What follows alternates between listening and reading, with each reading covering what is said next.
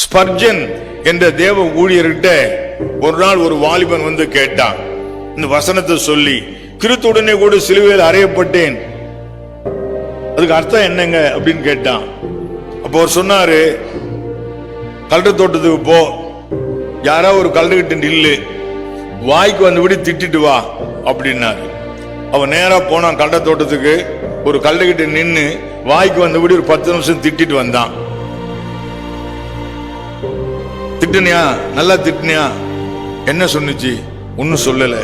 சரி, மறுபடியும் போ, அதே கல்றிட்டு போய் நில்லு, நல்லா வாயார புகழ்ந்துட்டு வா, உன்ன மாதிரி நல்லவன் இல்ல, உன்ன மாதிரி தயவு உள்ளவன் இல்ல, இது ரொம்ப அழகுள்ளவன், ரொம்ப அன்புள்ளவன், உன்ன போல உலகத்துல யாரும் இல்லைன்னு அவன் ஒரு 10 நிமிஷம் என்ன பண்ணிட்டு வா, புகழ்ந்துட்டு வான்னாரு.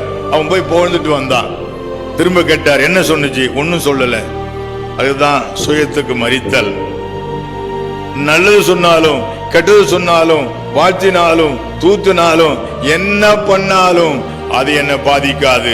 நான் ஏன் கிறிஸ்துவுடனே கூட சிலுவையில் அறையப்பட்டேன், ஆகிலும் பிழைத்திருக்கிறேன். இந்த இடத்திற்கு எத்தனை பேர் வந்திருக்கிறோம்?